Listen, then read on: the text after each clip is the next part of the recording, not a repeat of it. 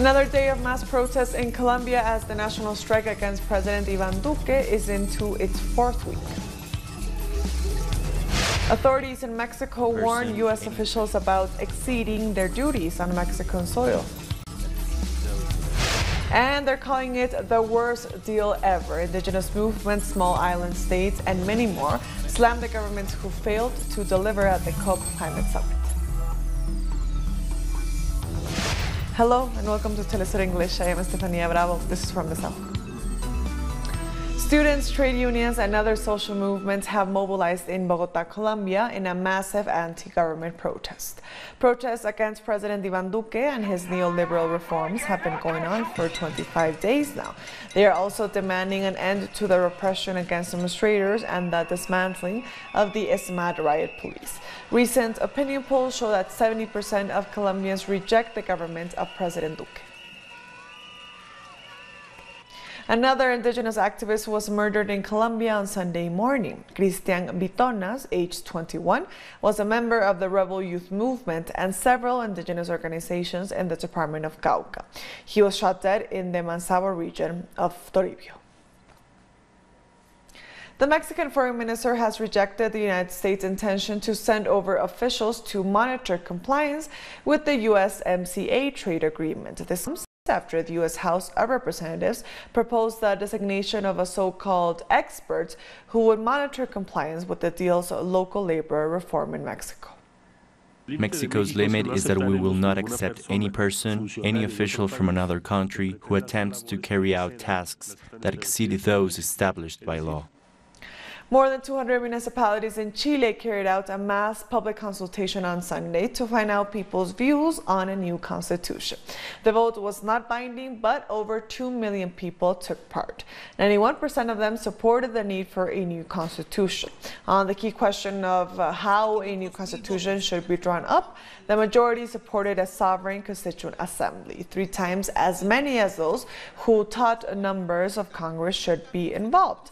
This has been a central demand of protesters in the streets.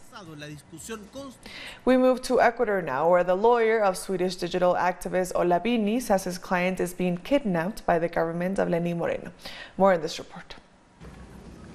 For months, digital activist and open source software developer Olabini was under the spotlight of the Ecuadorian media. He was accused by the Interior Minister of hacking public computer systems. He was even being detained for around 70 days just for this accusation. His right to work has been denied. A proper hearing at the court has also been denied to him. Until today, we haven't got a date for his hearing. We hope to have one by October, but judge after judge has declined our request. His lawyer has also condemned the way the justice system is being used. Bini's charges have even been modified, as he is now accused for unauthorized access to computer systems. The case is full of problems. There are so many things that have been done the wrong way. No judge wants to deal with this case because they will have to rule that all his rights were violated and lift all charges against him. A court has already determined that there were irregularities in this case. Since the government started to lobby baseless accusations against foreigners, in particular digital activists, their situation has become more and more hazardous. Every year, the Open Source Software Association organizes a meeting. This year, we cancelled it because we are all concerned for those attendance. We don't know if any one of us is going to be accused of anything just for being there. Since he was detained on April 11 at Quito's International Airport, Olabini has maintained that the government wants to link him to WikiLeaks founder Julian Assange in order to justify their accusations. The Chinese President Xi Jinping has pledged his support to the Hong Kong leader Carrie Lam in the face of continued violent anti-government protests. At a meeting in Beijing, President Xi condemned the Hong Kong's leader's courage during the current difficult times.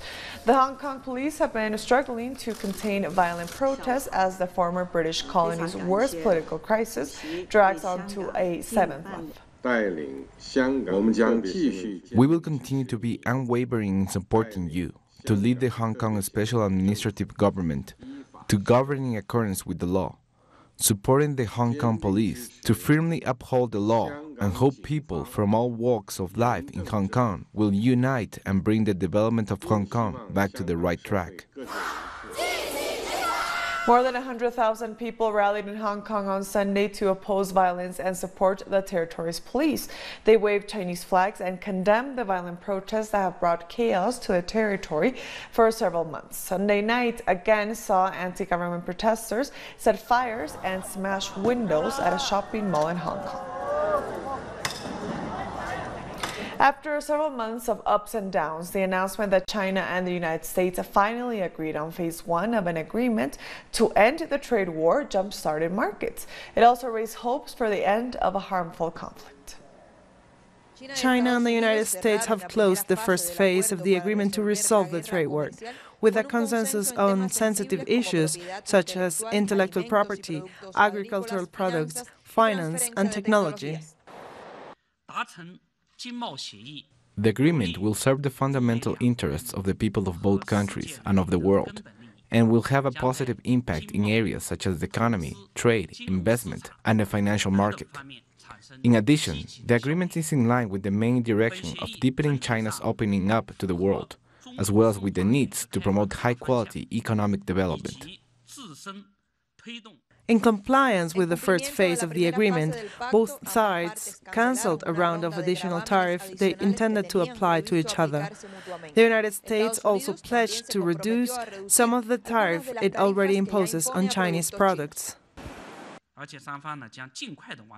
We hope that after this signing, both parties will abide by what has been agreed upon and seriously implement the provisions of Phase 1 and strive to promote the development of bilateral economic and trade relations, as well as global economic and financial stability. As part of the agreement, Beijing will purchase more high-quality and competitive agricultural products, goods and services from the North American market. I saw the news. I thought it was important. It is something that China is trying to solve in order to maintain the stability of the economy and continue growing. The news of this initial consensus was well received in business circles, returning some calm to international investors. However, experts warn that it doesn't mean the end of a long dispute, which is heavily influenced by politics. Still to come, we take a look at Reconciliation Day celebrations in South Africa. Stay with us.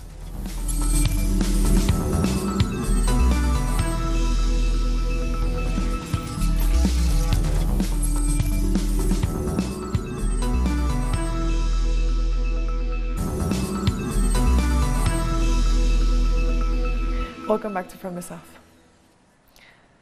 Thousands of Gambians have taken to the streets demanding that the president step down. Citizens say President Adama Barrow must honor a previous agreement in which he said he will step down after serving in the interim government for 3 years. But Adama, who came into power in 2016 through a coalition of political parties, has indicated intentions to run in the 2021 elections. On Monday, South Africans commemorated National Reconciliation Day. The day, which is celebrated every 16th of December, reflects on peace and tolerance between the once fighting sides during the colonial apartheid era. During a keynote address, the country's president reiterated the need to complete the reconciliation process by addressing present inequalities. If we do indeed want true reconciliation, which celebrating and commemorating today, we do need to address the injustices of the past. And the land question is one of those injustices that must be addressed. Whether we like it or not, it must happen here in South Africa. The Zimbabwean vice president's wife has appeared in court to answer fraud, money laundering, and attempted murder charges.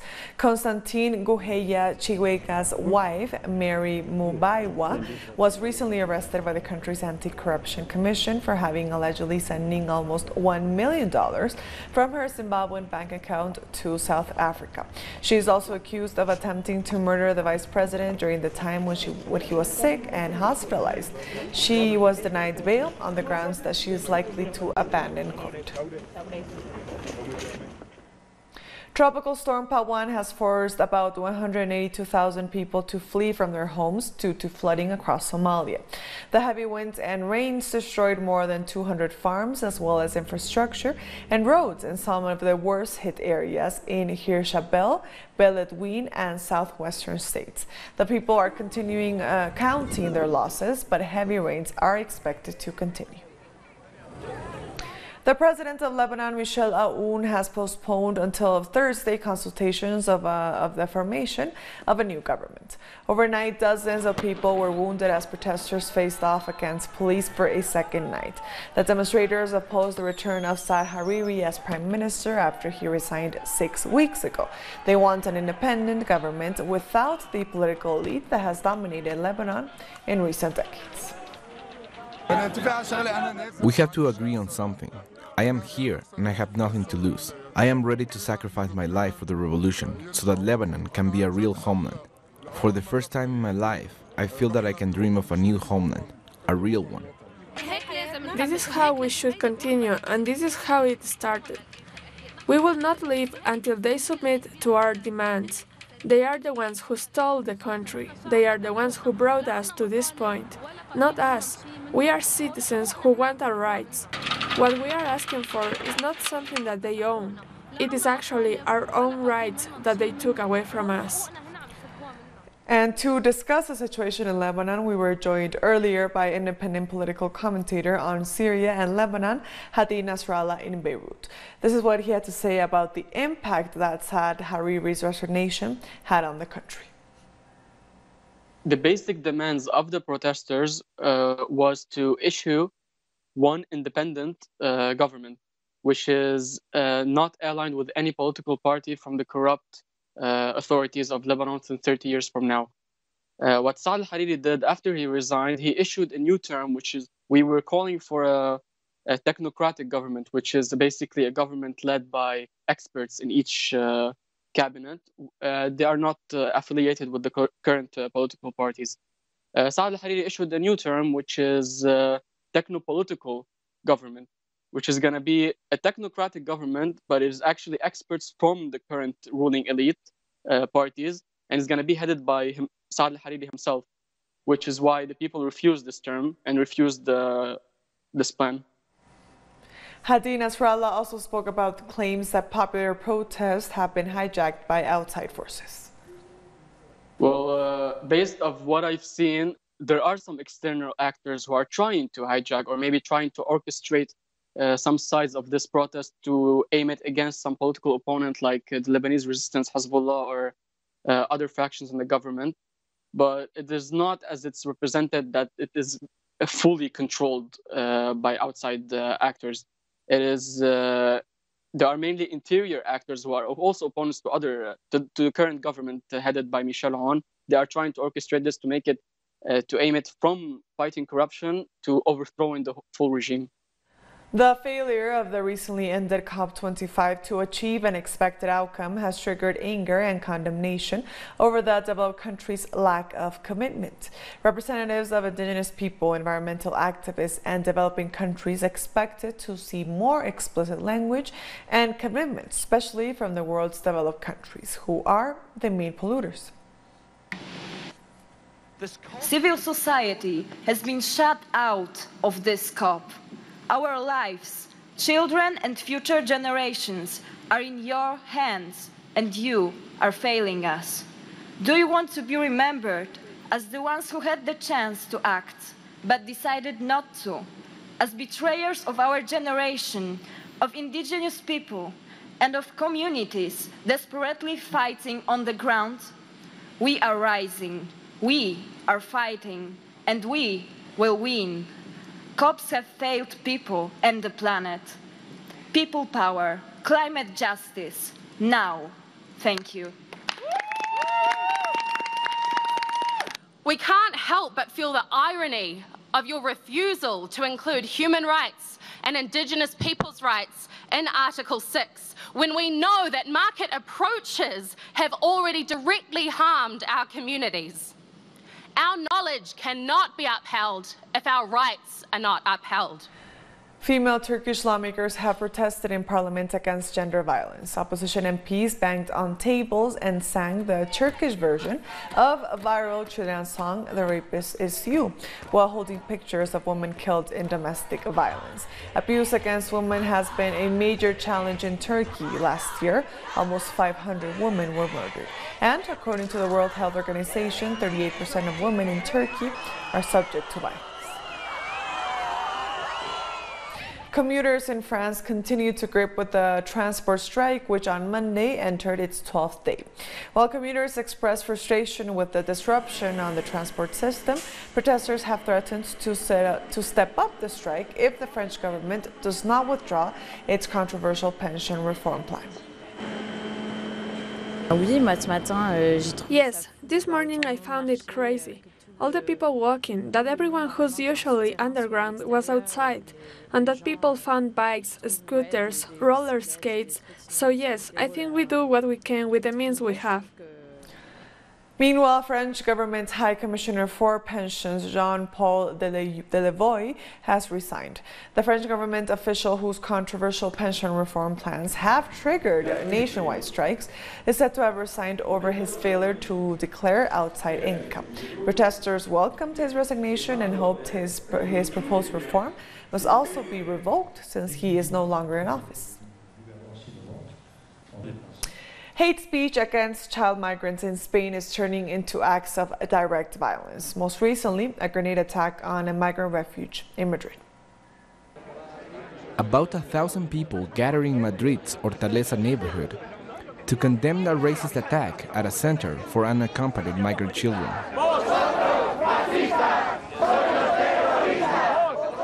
The police had to disarm a grenade that someone had thrown at the refuge, which shelters young migrants aged between 15 and 17. Neighbors wanted to show their support for the young people. We have been worried about this situation in the neighborhood and the center for some time. It doesn't have enough resources, and there has been an increase in hate speech, which culminated in this awful violent attack on Thursday. This is not the first attack on migrant children in Spain. For many, such violence is a result of the hate speech and stigmatization used by the far right against foreign minors. The rhetoric of Vox and the far right, and often of the Popular Party and Ciudadanos as well, is creating an atmosphere of confrontation, which leads to xenophobia and racism against these kids. These welcome centers are meant to be temporary, but they have become their only home. The government keeps almost 10,000 migrant children in such conditions. By not granting them nationality, they are breaking the law, which says underage migrants cannot be illegal. If a minor arrives in Spain and leaves the center after they are 18, they should be legally recognized migrant. But many local authorities are not doing the paperwork. So these young boys and girls come out with no support networks, no way of earning a living, and on top of that, as illegal immigrants. According to Save the Children, in 2017, 2 out of 3 asylum requests from minors were refused in Spain, while the number of children migrating continues to rise every year, a situation which local administration are totally failing to address. Since 2015, more than 5,000 boys and girls have disappeared from these protection centers, which makes us think that either they have continued their journeys elsewhere or they have fallen into trafficking networks. We cannot accept that in 4 years, 5,000 children just disappear. Support organizations are demanding a reform of the system to ensure an effective child perspective is applied and the rights of young migrants are guaranteed. But they also condemn the hate speech that can lead to someone putting explosive in a refuge for children. And with that, we've come to the end of this news brief. You can find these and many other stories on our website at telesurenglish.net. And also join us on social media. We're on Facebook, on Twitter, and on Instagram. For Telesur English, I am Estefania Bravo. Until next time.